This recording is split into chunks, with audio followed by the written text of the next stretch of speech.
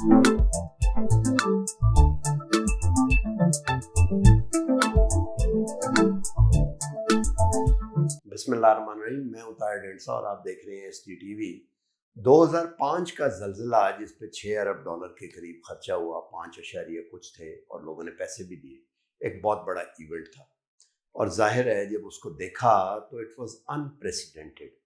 उस इवेंट को दोबारा उस इवेंट से निकलने के लिए, और जो 4 फेजेस होते हैं, रेस्क्यू, रिलीफ और फिर उसके बाद रिकंस्ट्रक्शन और रीहैब, उसको मुकम्मल करने के लिए एक अदारा वजूद में लाया गया जिसका नाम था एरा। और इस वक्त ये कॉन्सेंसस है among the international donor community and local players और गवर्नमेंट और पब्लिक कि दे डिड वेल। अब जो दोबारा भी डिज़ास्टर ये आया है जिसकी कॉस्ट ये इनिशियल कह रहे हैं कि 30 अरब डॉलर है या जो भी है, उसमें जाहिर है अभी तक रेस्क्यू का काम है, रिलीफ का काम चल रहा है और अगले 2 जो इसके इवेंट के हिस्से हैं वो किए जाने। बेस्ट प्रैक्टिसेस जो कहीं भी होती हैं उन्हें अडॉप्ट किया जाता है और उसके कुछ टेंजिबल होते हैं। क्या लेसन्स थे उसके, टेंजिबल क्या थे और आगे क्या करना चाहिए, नॉट ओनली इन अडॉप्टेशन और बल्कि गवर्नेंस में भी, ये जानने के लिए हमने आज एक ऐसी शख्सियत को अपने साथ दावत दी है जो कि who was the mover and shaker. He was chairman of the era और still he was working as a three star general in Pakistan army. General Nadeem Ahmad, आप थे उस वक्त, थोड़ा सा बताएं कि ये जो इस वक्त ये है इसका क्विकली 2-4 लाइनों में इसका स्केल क्या है और टेंजिबल क्या है आगे आने वाले वक्तों में। मैं इसको 2005 अर्थक्वेक से रिलेट करने के बजाय 2010 फ्लड से रिलेट करता हूँ, बिकॉज दोनों एक जैसे हैं, क्योंकि 2005 का अर्थक्वेक की डायनामिक्स डिफरेंट थी। और अगर आप याद रखें तो 2010 फ्लड्स में I was chairman NDMA and I manage that disaster also, in addition to the 2009 IDP crisis जो स्वात, मालाकंड और वजीरिस्तान में हुआ था। तो अगर आप देखें 2010 फ्लड्स में कुछ 22 मिलियन लोग जो थे वो इम्पैक्ट हुए थे और तकरीबन सारा पाकिस्तान उसमें शामिल था। This time it is 33 million people who have been affected. तो जिस तरह आपने कहा कि सबसे पहले तो फेज़ में हमने रिलीफ रेस्क्यू करना है और वो अभी ऑन गोइंग है बाय द वे। उसके बाद हमारा अर्ली रिकवरी होगा, बिकॉज रिकंस्ट्रक्शन को तो आपको 5-10 साल लगेंगे, क्योंकि जितने डैमेजेस हुए हैं इंफ्रास्ट्रक्चर के, school, health facilities, power line, सड़कें, ब्रिजेस, और ये मोस्टली गवर्नमेंट का काम है जो आप टेंजिबल्स की बात कर रहे हैं। तो उसके लिए मतलब अभी हम डिस्कस करेंगे क्या हम कर सकते हैं, लेकिन जो पीपल्स लाइव्स हैं ना वो are at stake even now in relief rescue time, जिसमें मेरा ख्याल है हमें अभी भी शेल्टर, 4 चीज़ें होती हैं, शेल्टर आप देख लें, फूड है, वाटर एंड सैनिटेशन है और हेल्थ है। इस वक्त हम चारों सेक्टर्स में बड़े बुरे तरीके से मार खा रहे हैं, स्पेशली इन सिंध, क्योंकि वो वर्स्ट अफेक्टेड हमारा प्रोविंस है और अभी तक लोग शेल्टर्स उनको पूरे तरह मुहैया नहीं कर सके, फूड की अभी भी कमी है। The biggest issue is the health. आपने सुना होगा मलेरिया बहुत फैल रहा है, मच्छर बहुत ज़्यादा हैं, इवन जानवर मर रहे हैं और उसके बाद गैस्ट्रो के बहुत ज़्यादा केसेस हो रहे हैं, गैस्ट्रोएंटराइटिस के या डायरिया जो भी आप उसको समझें, ठीक है। माल न्यूट्रिशन बहुत उभर के सामने आई है और ये माल न्यूट्रिशन अभी का प्रॉब्लम नहीं है, पहला प्रॉब्लम है, लेकिन अब ज़्यादा एक्यूट हो जाएगा बिकॉज इवन लैक्टेटिंग मदर्स जो हैं वो बच्चों को दूध नहीं पिला पा रही। तो ये तो इमीडिएट नीड्स हैं जो कि अभी तक अनमेट हैं। और आपको हैरानी होगी कि जब हमने 2010 फ्लड में 22 मिलियन लोग अफेक्टेड थे, तो हमारी जो फ्लैश अपील थी for relief and early recovery वो 1.9 बिलियन डॉलर्स थी। इस दफ़ा 33 मिलियन लोग इम्पेक्टेड हैं और हमारी अपील जो है वो 160 मिलियन डॉलर है, विच इज़ सिंपली इनसफिशिएंट। तो अच्छा, इसके साथ कंपाउंड हो गया कि हमारी गवर्नमेंट की capacity to cough up enough money for relief, only relief rescue की मैं बात कर रहा हूँ, वो भी बहुत रिस्ट्रिक्टेड है, विद द रिजल्ट के पीपल आर सफरिंग। बहुत सारे पाकिस्तानी एज यूजुअल, हमेशा हर डिजास्टर में मैंने देखा है कि जो हमारे पाकिस्तानीज हैं, ऑर्गेनाइजेशंस हैं, कॉरपोरेट सेक्टर्स हैं, फिलैंथ्रोपिस्ट्स हैं, सिविल सोसाइटी ऑर्गेनाइजेशंस हैं, वो बढ़ चढ़ के actually they are one of the major contributors. International assistance भी आई है, लेकिन इन सारों को भी मैं मिला, फौज ने भी जो मदद की, गवर्नमेंट ने मदद की, इंटरनेशनल ह्यूमैनिटेरियन कम्युनिटी ने मदद की, लोकल हमारी जो पॉपुलेशन उन्होंने मदद की। इसके बावजूद के 2-3 महीने हो रहे हैं, अभी जून से में शुरू हो गया था बलूचिस्तान में, तो अभी तक मदद पूरी नहीं हुई। We have not been able to take care of the people till now.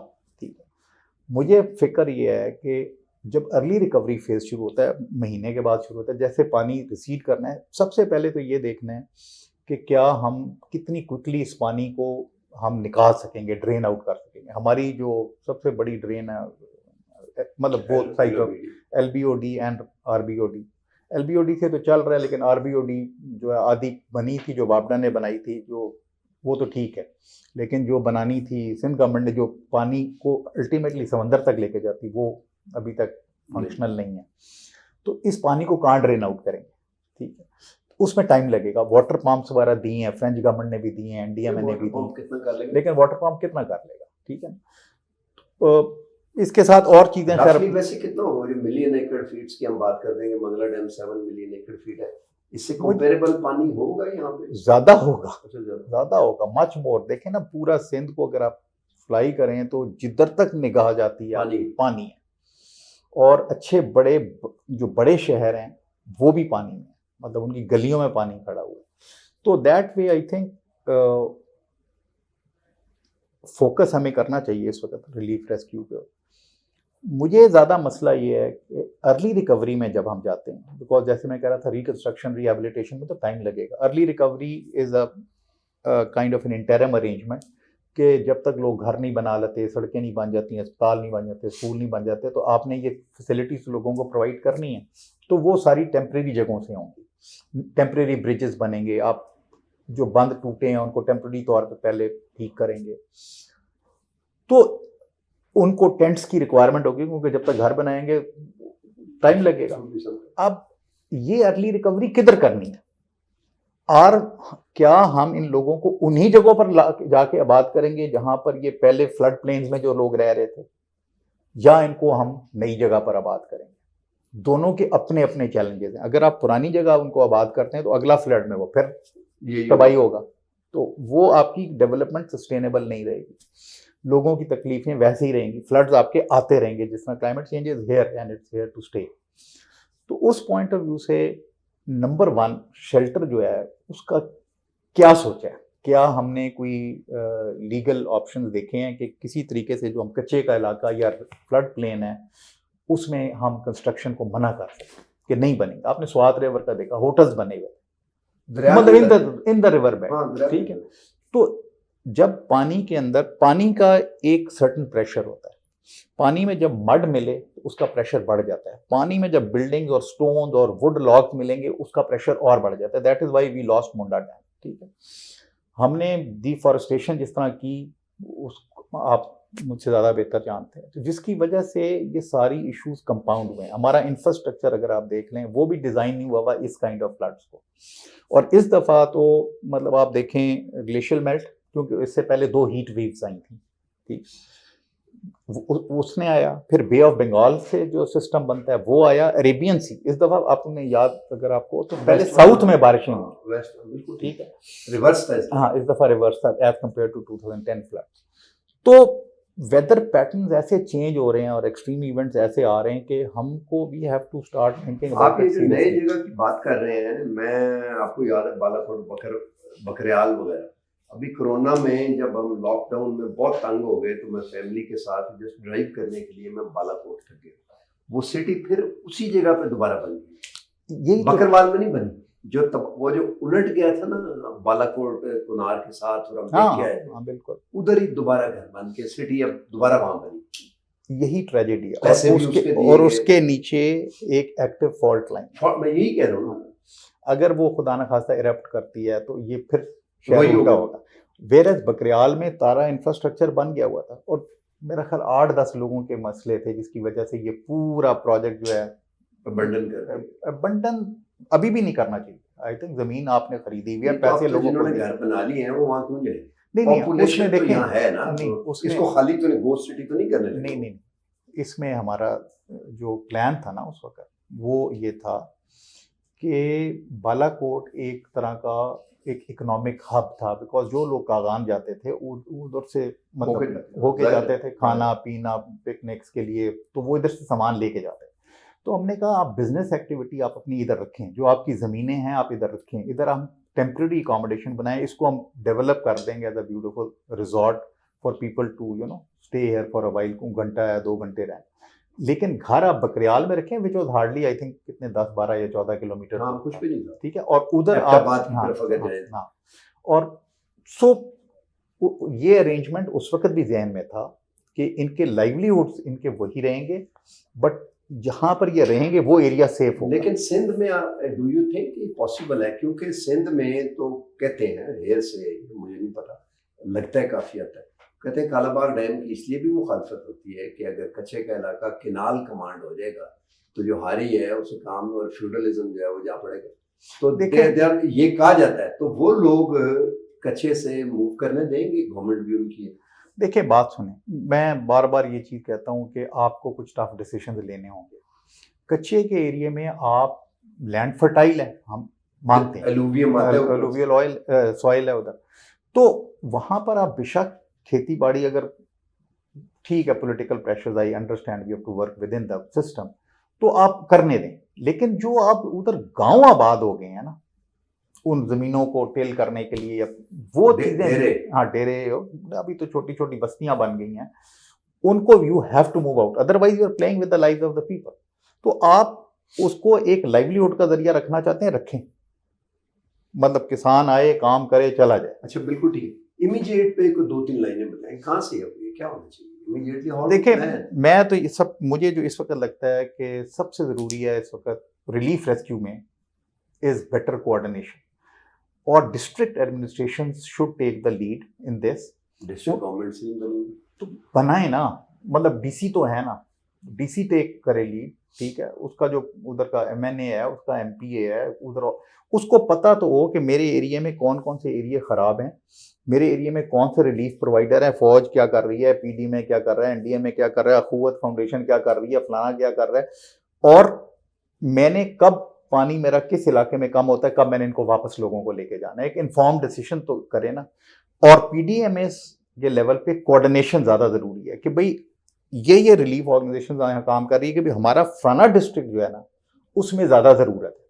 तो मैं कहता हूँ for the time being you need to focus on the needs. अच्छा, पहले एक ज़माने जब आप वो थे तो उसके बाद भी अल्ताफ सलीम भी रहे कुछ देर, वो लोग में काफ़ी अच्छी तरह निचले लेवल तक एरा में लोगों को जानता था मैं किस तरह। डू यू थिंक इस वक्त कैपेसिटी है एनडीएमए में और बाकियों में? नहीं, देखें एनडीएमए और पीडीएमएस जो है ना, अनफॉर्चुनेटली, हालांकि इनका जो लीगल रोल है एक्ट के बाद में साथ, आपको याद है बिल्डिंग कंप्लायंट ना होने की वजह से डिमोलिश करवाई?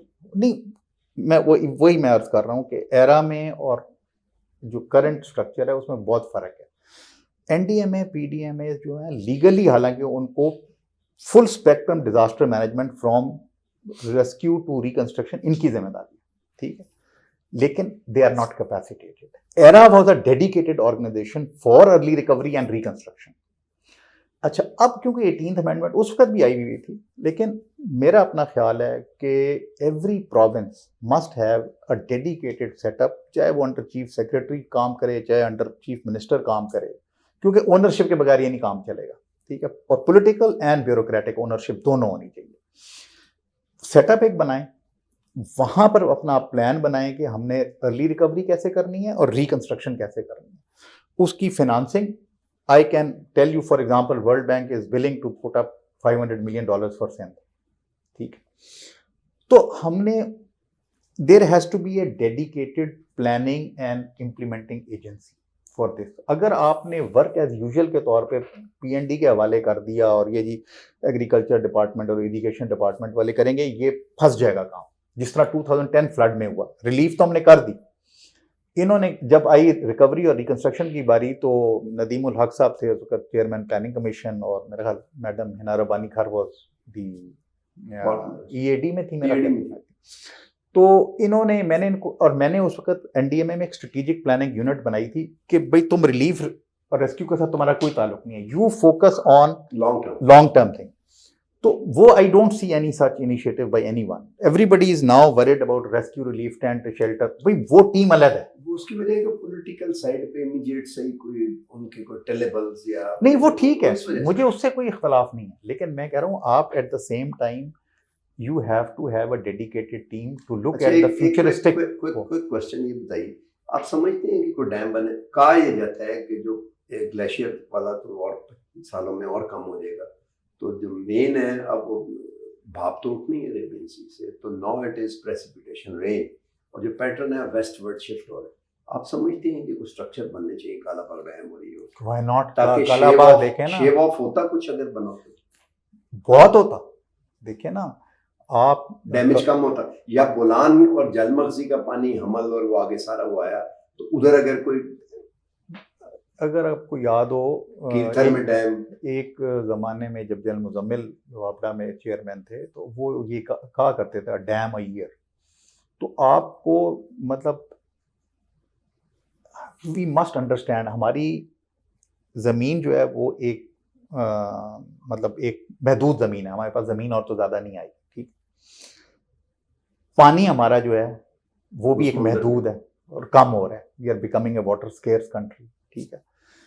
तो अब अगर हम हमेशा हर डिजास्टर में कहते हैं look at the opportunities that it brings, अब ये जो इतना पानी है और हमने क्या किया है कि हमने अंडरग्राउंड वाटर का सत्यानाश कर दिया, तमाम इंडस्ट्री, तमाम हाउस होल्ड, तमाम एग्रीकल्चर हमारा अंडरग्राउंड वाटर से चल रहा है, और हमने अंडरग्राउंड रिजर्वायर अपना जो एक स्ट्रेटेजिक रिजर्वायर होता है फॉर द फ्यूचर वो हमने तबाह कर सारा। हाँ, अब चक्कर ये है कि ये अल्लाह ताला ने आपको अपॉर्चुनिटी दी है कि अगर हम जिस तरह इस्लामाबाद में और Pakistan council for research on water resources वालों ने इंजेक्शन वेल बनाए हैं कि जिसमें पानी को साफ करके थ्रू अ सिस्टम आप अंडरग्राउंड ले जाते हैं, इंजेक्शन वेल लगाएं इधर, इस पानी को ज़मीन में कुछ तो नेचुरली एब्जॉर्ब हो गया, बाकी भी हो सकता है, काफ़ी हो सकता है।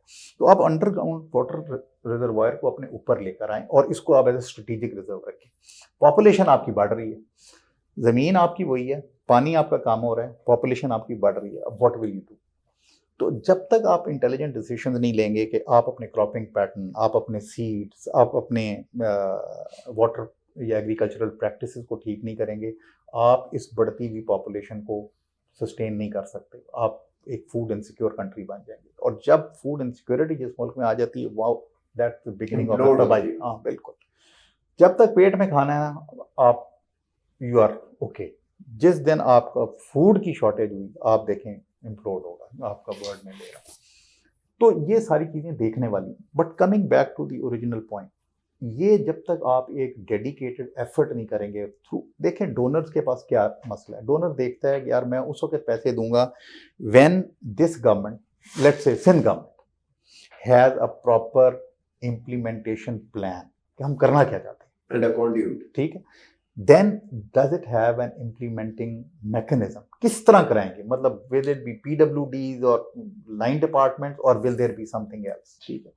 Third, what are the fiduciary safeguards? Because they want कि हमारा पैसा जिस मकसद के लिए हम दे रहे हैं उसी मकसद के लिए लगे, दाएं बाएं ना जाए, ठीक है। और उसमें राइट बेस्ड और जेंडर इंक्लूजन होनी चाहिए अप्रोच, ठीक है। अगली चीज़ क्या है, कोऑर्डिनेशन, मॉनिटरिंग एंड एवेल्युएशन, ठीक है। तो ये चीज़ें जब तक वो देखता है, तसल्ली उसको होती है, तो फिर वो कहता है हाँ मैं तैयार हूँ, ठीक है। अगर आप अपना प्लान अभी बैठ के, जो मैं कह रहा हूँ, एक अलहदा यूनिट बनाएं जो कि आपकी अर्ली रिकवरी और रिकंस्ट्रक्शन रीहैब को देखना शुरू करे, जो उसके लीगल एस्पेक्ट्स को देखना शुरू करे, तो फिर आप अगर आपने घर इसी तरह के बना दिए फिर ख़राब होंगे, क्योंकि अभी तो इस दफ़ा फ्लड का जो लेवल है वो तो शहरों में चला गया ना, तो आपके शहरों में पानी है। So what we need to do is come up, जिस तरह हमने अर्थक्वेक के दौरान किया था, come up with earthquake resistant structure. अब आप मशवरा दे रहे हैं गवर्नमेंट को या नहीं? मेरी जिससे बात होती है, जो मुझसे पूछता है मैं उसको बता देता हूं। आपको बुलाया किसी ने? मुझे बुलाया किसी ने नहीं, बातचीत दोबारा रिपीट करने के लिए या तो देखें इनफॉर्मली सब पूछते हैं। अब वो इनपुट किसी जगह पर जाके मटेरियलाइज हो रही है या नहीं हो रही, मुझे नहीं लगता। चले जी, बहुत बहुत शुक्रिया फॉर गिविंग। गुफ्तगू के और भी दोबारा करेंगे हम, इस तकलीफ देंगे Sure. आपको, चलता रहेगा। मैं जो समझा हूँ इससे क्विकली 2-3 चीज़ें कि एक तो नए स्ट्रक्चर बनाने की ज़रूरत है, बहुत नए हाउसिंग प्लान, उनकी जगह कहाँ पे होनी चाहिए, और वाटर स्ट्रक्चर्स भी, ड्रेनेज के लिए भी और स्टोरेज के लिए भी, डैम्स एंड ऑल। दूसरा ये है कि गवर्नेंस का मैकेनिज्म जो है वो, उसमें दो बुनियादी चीज़ें, एक तो जैसे 18th अमेंडमेंट से सूबे हैं, ये अब डिस्ट्रिक्ट लेवल तक जाना चाहिए ताकि डिस्ट्रिक्ट रिस्पॉन्ड करे, और 18th अमेंडमेंट का अगर इसको बेहतर नहीं करना तो आगे डिटेल तक है। तीसरी चीज़ जो मैं समझा हूँ वो ये है कि एक centralised planning and execution unit होना चाहिए इस वक्त, जहाँ पे नॉलेज बेस को इकट्ठा किया जाए और इम्प्लीमेंटिंग प्लान, ताकि उसका एक ज़रूरत और स्ट्रेटेजिक नीड्स फ्यूचर की भी देखी जाए, और दूसरा उसका जो है वो गवर्नेंस का मैकेनिज्म कि कौन करेगा, कैसे होगा, उसको रोल आउट प्लान, और तीसरा फ्यूडिशरी रिक्वायरमेंट्स, ताकि लीगल साइड के ऊपर भी कल को झगड़ा ना हो। नदीम, बहुत बहुत शुक्रिया फॉर गिविंग अस टाइम। आज तक के लिए इतना ही, मिलते हैं अगले प्रोग्राम में। चैनल को लाइक और सब्सक्राइब कर लें और अपने कमेंट्स भी दें ताकि हम इसको बेहतर बना सकें। अल्लाह हाफिज़।